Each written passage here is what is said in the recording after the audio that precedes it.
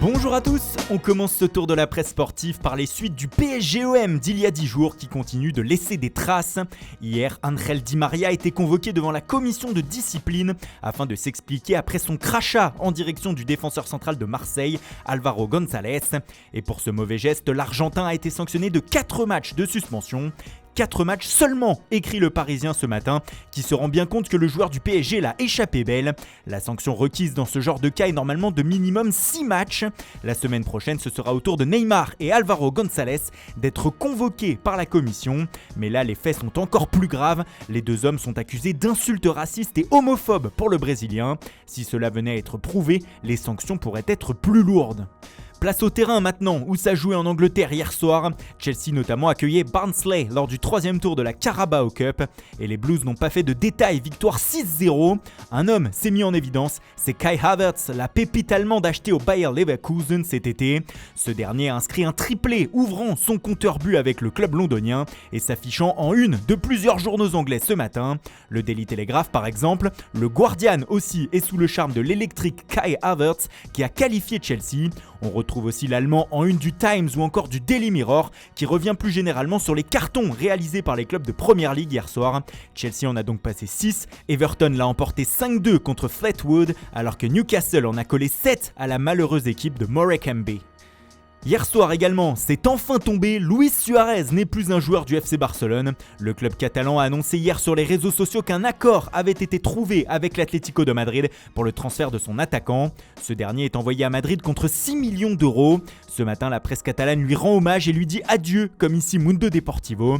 Suárez fera une conférence de presse d'adieu ce midi à Barcelone avant d'être présenté demain à l'Atlético. Le retentissement de son transfert a eu des échos jusque dans son propre pays, en Uruguay. Ce matin, le journal Ovation lui dit bonjour et se réjouit déjà du duo qu'il va former avec El Cholo, Diego Simeone, l'entraîneur des Colchoneros.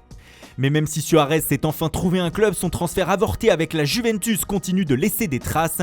Pas parce que le club est en colère contre lui, mais à cause de ses accusations de tricherie lors d'un examen d'italien afin d'obtenir le passeport du pays. Ce matin, les journaux italiens sont encore en boucle là-dessus, et pour cause. Selon le Corriere dello Sport, une enquête pour corruption de l'université de Pérouse pourrait être ouverte dans les prochains jours.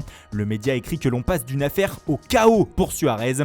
Selon la Gazzetta dello Sport, ce cas pourrait avoir des répercussions sur la Juventus.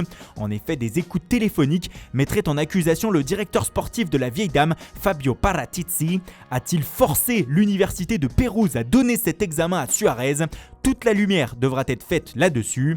En tout cas, le club se défend ce matin en une de Tuttosport. L'avocate de la Juve, Maria Turco, indique qu'il n'y a aucun rapport avec le club turinois dans cette affaire. Nous n'avons jamais demandé de traitement de faveur, dit-elle. La Juventus va devoir sans doute le prouver. Autre information à la une de Tuttosport ce matin, elle concerne le mercato de l'Inter.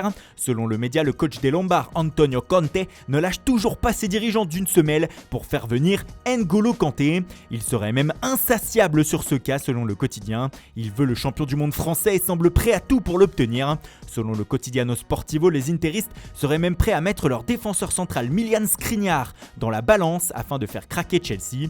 Mais cela s'annonce compliqué, Frank Lampard répétant sans cesse qu'il souhaite garder son milieu de terrain cette saison. Et on termine toujours en Italie avec une autre information mercato qui nous vient de l'édition romaine du Corriere dello Sport. Selon le média, la Lazio pourrait être une porte de sortie possible pour le milieu offensif du Paris Saint-Germain, Julian Draxler. Le club parisien serait évidemment d'accord pour le vendre, lui qui cherche à s'en débarrasser. Mais l'obstacle principal du club italien dans ce dossier, c'est le salaire de l'Allemand qui est très élevé, ce qui pourrait faire capoter l'idée. D'autant que ce matin, dans son dossier spécial transfert, le journal L'Équipe indique que Draxler se sent toujours bien à Paris et voudrait rester jusqu'à la fin de son contrat. Le média français indique aussi que ça va enfin bouger au sein de 3 clubs.